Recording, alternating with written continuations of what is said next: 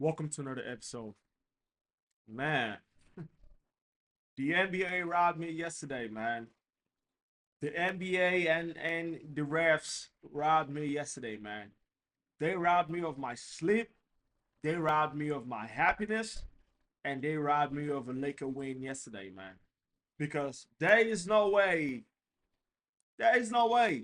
Luka gets ejected in a game that close. That game was tighter than butt cheeks, and they're gonna eject Luka Doncic because he having a back and forth supposedly with a fan. And you know what I'm saying? And I feel like the ref actually has to get investigated because Vando post game said after Luka got his first technical foul, the ref has said something to the effect of he is not gonna listen to Luka anymore. He's not gonna keep hearing none of that Luka nonsense no more. So was that was that a malicious ejection right there? I don't know, but I know we got robbed yesterday because that game was going down to the wire, and the momentum had already shifted to the Lakers, and I know OKC would have fought back. You know what I'm saying? Even though the momentum already shifted to the Lakers, and I believe ultimately the Lakers would have won that game. Like without a doubt, I believe the Lakers would have won that game. But the referee go eject Luca, and they're gonna tee up Vando and make the game weird as hell. And that is crazy. That is crazy. We got robbed, and we can't have this way. But with that being said, though, I believe if OKC makes it to the Western Conference Finals and the Lakers meet them over there, I don't think OKC stands a chance with the Lakers. With what I saw, OKC don't stand a chance with the Lakers. It might be Lakers in four. It might be a sweep. What I saw yesterday, it wasn't even close. You know what I'm saying? They could never build a lead. The Lakers always on their ass. Lakers took the lead, and as soon as momentum shifted, Luka gets a technical foul. Now we got robbed. I got robbed. I couldn't sleep. I don't even think I'm gonna be able to eat breakfast just thinking about that ejection. Boy, it's cool though. We gonna get our league back. Yeah, we gonna get our league back. We gonna get our league back. OKC, be on the lookout because we definitely getting our league back wherever we catch you guys in the playoffs. First round, second round, finals, all that. You getting it. Yeah. But okay, with that being said though, man, let's talk about what's going on in the NBA, man. I think this NBA season might be the craziest NBA season in the whole history of NBA seasons. Like this, I believe, and I've been saying this for the longest. Adam Silver called a meeting and told the NBA go crazy. Like, because there is no way all this craziness is happening in one season. Two head coaches get fired after their team is already, basically made it to the playoffs. First one was Taylor Jenkins for the Memphis Grizzlies. And yesterday, the Denver Nuggets fired their GM and their coach, and Mike Malone, who brought them the first championship ever to Denver. And he got fired. And I believe that was a wrong fire right there. I believe they fired the wrong coach. And I believe the problem of Denver is not the coaching, is more of the talent surrounding Jokic. And you can't blame the coach for what talent is around, like what talent they got. The coach can only do his best. If you're a trash ass player, you're a trash ass player. Don't blame the coach. The coach didn't bring the player in. You know what I'm saying? And it's not the fault of the coach. They got rid of Bruce Brown and KCP, who were really instrumental to that championship run that they had. And it's just crazy that they fired Michael Malone, even though I'm not you know what I'm saying, him and my Lake show, always in the back and forth. But the fact that they fired him to me is bogus. You know what I'm saying? That man is a hell of a coach, and I believe he's going to land a job. He's here coaching another team in the NBA. But man, the NBA has been crazy. Man, it's up in the NBA, man. It is up in the NBA. And man, shout out to John Morant, man. Shout out to John Morant. He got fined that 75,000 for the gun gesture, and that man said, "Okay, you want to fine me for the gun gesture? I'm gonna take it another length." How about we blow up this motherfucker right here? How about we blow up this motherfucker right here? That man came up with a whole grenade celebration. That man, I, boom, yeah. Yeah, shout out to driving around in that new celebration, man. I'm fucking with that. I'm fucking with that. I can fuck with that for sure. I can fuck with that for sure. That man ain't never had no off the cut trouble with no grenades, so I don't see why uh the NBA should have a problem with that, man. But man, that's creative right there. That's creative right there, man. But yeah, to more serious news though in the NBA, man. The Minnesota Timberwolves are some shit. You know what I'm saying? This is why, like, today they play an outstanding game. They make you believe, like, man, this motherfuckers, they tough. They about to fucking make a crazy ass run in the playoffs. And I'm not saying they're not gonna make a crazy run in the playoffs, but man, how the hell do you lose that game to the Bucks yesterday? The Bucks go on a 34-3 run and ultimately wins the game. I think they the fourth quarter was like 40 to like 8 or 40 to something or like 10 or some shit. The Bucks come back from a double digit deficit in the fourth quarter, 10 minutes left, and spank you guys. How does that even work right there? And you trying to make a playoff run, giving out losses, taking losses like that? Nah, nah, nah, nah. And like this is what gets me so mad because as soon as I try to praise Minnesota, and and them boys, Anthony Edwards and them boys, like, oh man, they something to write home about. They end up making me look bad, man. They end up making me look bad, man. And we can't have that, man. Like that loss yesterday might be what's gonna send them to the play-in because the other teams ahead of them right now, the Clippers won, the Warriors won. I know my leg show we lost, but we still a game ahead. So yeah, like, and we have the tiebreaker for all the whole teams behind us in the Western Conference. So man, tough loss for Minnesota, man. Tough loss for Minnesota. They gotta do better.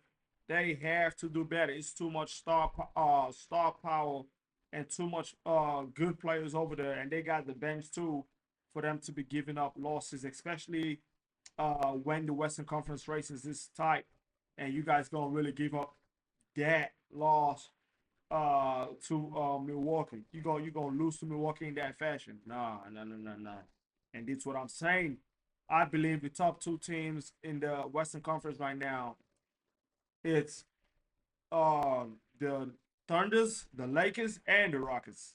Sorry, top three: Thunders, Lakers, Rockets. And everybody else, I'm not sold. I'm not sold on the Denver Nuggets, especially right now with the coach gone. I'm not sold on them. I'm not definitely not sold on Minnesota with the way they're playing. Um, I'm not sold on the Warriors as well, even though they gonna be a tough matchup. I'm not sold on them due to the fact that if Steph Curry doesn't have it going, it's over with. If a team could game plan for Steph Curry, which we've seen happen, you know what I'm saying, though we haven't really seen that happen in the postseason, but we've seen what the Rockets did to them, to Steph Curry, and you know what I'm saying, you game plan for Steph Curry, put some bodies on him, disrupt his rhythm, it's over with. The Warriors can't do nothing, you know what I'm saying? So I'm not really sold on them, you know what I'm saying? Even though I know they gonna make a playoff run for sure, but I don't think they're better than the Lakers, and I don't really think they're better than the Rockets. Even though I know the Rockets youth might play a role in their downfall in the postseason, but we gonna see though. We gonna see we gonna see how it is. Shout out to the Cavs, clinching number one spot in the Eastern Conference, you know what I'm saying? Shout out to the Cavs, man. You know what I'm saying? And the Celtics, oh my goodness gracious. Man, I feel so bad for the Knicks, man, because they gave it all, and then Jason Tatum ties the game, sent it to overtime. Boston wins that game in overtime. Crazy, gut wrenching. Gut wrenching loss for the Knicks yesterday. And at this point, like I keep saying, I think the top three teams in the Eastern Conference is actually the Boston Celtics, the Cavs, and Detroit. You know what I'm saying? Paolo and Franz Wagner, they team starting to catch fire, man. They team I believe with few more pieces to that team. I'm talking about like shooters. They gonna need some shooters around Franz Wagner and Paolo Banchero. I feel like once they have some real shooters over there in Orlando, it's going Orlando gonna be a tough matchup. And I believe they are season or two away from making a really deep playoff run and representing the East in the NBA Finals. But man, I can't forget what happened yesterday, man. Like it just keeps playing on and on in my mind. And you know what I'm saying? Shout out to Austin Reeves, man. That man a cold-blooded killer. That man a cold-blooded killer. And you know what I'm saying? It's just beautiful to watch the development of Austin Reeves, uh undrafted now to making a name as a legit best number 3 option in the whole league. You know what I'm saying? And yeah, like I'm so proud of Reeves, man. I'm so proud of Reeves. And shout out to LeBron for instilling that confidence in that man. You know what I'm saying? Like, and that's what it's like to play with greatness. Greatness makes the team and people all around them better, man. And that's what LeBron James was able to do with Austin Reeves. Same thing he did with Rui as well. You know what I'm saying? Instilled all that confidence in Rui as well. But yeah, the Lakers play a huge game today. We play Dallas. Luka's first game back in Dallas. I know it might be an emotional game, so I'm not really counting on Luka to have a big game. But I believe LeBron and AR and the rest of the team is gonna be able to shoulder the load. Even though I know Anthony Davis gonna be going crazy, you know what I'm saying? He's gonna try to put up a show. But yeah, let's see though. We actually need 2 wins in our remaining schedule, so we're gonna have to tap this one real quick, and hopefully the Rockets rest the starters when we play them, and then we could take the second win with the Rockets as well. So hopefully the Lakers win tonight, and we take our second win with the Rockets, and then we could rest our players for the last game. I think our last game is against the Trailblazers. Either we play the Trailblazers last, or we play the Rockets last. One of the two, but I think it's the Trailblazers. So yeah, let's see though. But man, the NBA is up, man. The NBA going crazy. Ain't nobody even focused about the NFL draft coming up right now. Uh, it's like, and I'm so lazy focused on the NBA right now that the NFL draft is like a on the back burner and shit. You know what I'm saying? But yeah, and let me touch on the NFL draft real quick, man. Uh, I don't know. I'm mad at the media for blowing up Cam Ward, man, because before, like 2, 3 months ago, man, it was Shador Sanders #1, and now this media motherfuckers gonna blow up the spot, man. I was hoping Cam Ward gonna go under the radar as he was under the radar for the longest. And now everyone want to go watch that man's tape. Want to go look at that man, how athletic that man is. I thought that man was going to go under the radar and my Cleveland Browns could get it. No more. And you know what I'm saying? I think the Cleveland Browns be stuck between a rock and a hard place because we do not want to waste our second overall pick of this draft on the wrong player. You know what I'm saying? If we take Shador Sanders, even though I know Shador Sanders is a great player, and they don't end up walking out, it's just like we just keep feeling like we cannot catch a break on quarterbacks. You know what I'm saying? And if we don't take him, and that man ends up having a beautiful career, we fucked. Now the media is gonna be like, man, they had the opportunity to draft a great quarterback, and they ended up taking Abdul Carter or Travis Hunter. So yeah, we stuck though, but we gonna see though. We gonna see. I think Cleveland Browns are one good quarterback away from making it to the championship, man. For real, for real. And but ladies and gentlemen, uh, the NBA sitting race right now is crazy. We gonna definitely keep an eye on it. I'm gonna keep updating you guys. You know what I'm saying? Share my input of what I think is gonna happen. And yeah, ladies and gentlemen, thank you guys for tuning into another episode. Make sure you guys like this video. Make sure you guys subscribe to the channel. Make sure you guys share this video as well, man. Let's go.